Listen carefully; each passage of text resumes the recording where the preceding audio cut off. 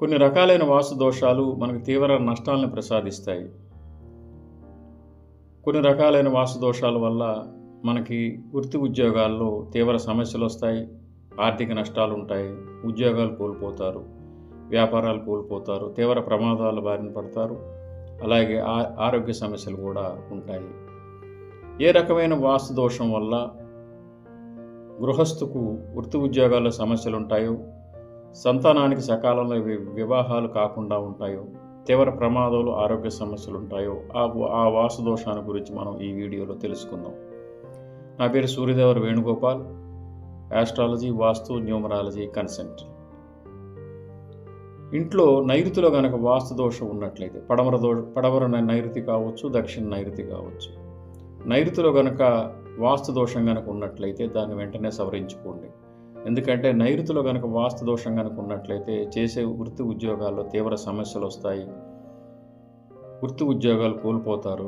కొంతమందికి ఉద్యోగాలు పోతాయి. మరి కొంతమంది వ్యాపారాల్లో నష్టాలు వచ్చి వ్యాపారాలు కోల్పోతారు. అలాగే తీవ్ర ప్రమాదాలు ఉంటాయి. గుండె సమస్యలు వంటి తీవ్ర ఆరోగ్య సమస్యలు కూడా ఉంటాయి. గృహంలో ఉండే పిల్లలకు అంటే సంతానానికి సకాలంలో వివాహం కావు. అందువల్ల మనకి నైరుతిలో గనక వాస్తు దోషం కనుక ఉన్నట్లయితే వెంటనే మనం సవరించుకోవాలి. నైరుతి దిశ పల్లంగా ఉన్నా, నైరుతి పెరిగినా కానీ, నైరుతిలో వీధిశూల ఉన్నా కానీ, నైరుతిలో గుంటలు ఉన్నా కానీ, అలాగే నైరుతి హద్దు ఖాయం చేసి మనం గృహాన్ని కట్టినా కానీ ఇటువంటి సమస్యలు వచ్చే అవకాశం ఉంటుంది.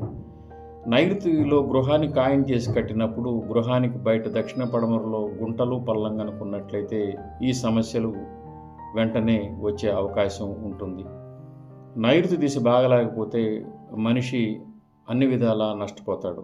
ఆరోగ్యాలు బాగుండవు, ప్రమాదాలు జరుగుతాయి, సంతానానికి వివాహాలు సకాలంలో అవ్వవు, సంతానం స్థిరపడలేరు. అలాగే చేసే వృత్తి ఉద్యోగాల్లో కూడా తీవ్ర సమస్యలు అనేవి ఉంటాయి. వీటిని మనం వెంటనే సవరించుకోవాలి. నైరుతి పెరిగినా సవరించుకోవాలి, పల్లం ఉన్నా సవరించుకోవాలి. లేకపోతే నైరుతులు ఇంకా ఇతర దోషాలు ఏమైనా ఉన్నా కానీ వెంటనే సవరించుకోవటం మంచిది. అనుభవం ఉన్న వారిని సంప్రదిస్తే మీకు నైరుతిలో ఉన్న దోషాలు కనిపెట్టి వాటిని మీకు తీసేస్తారు, అంటే నైరుతిని సవరిస్తారు. అందువల్ల నైరుతిలో వాస్తు దోషం కనుక ఉన్నట్లయితే వెంటనే సవరించుకోండి. అనుభవం ఉన్న వారిని సంప్రదించండి.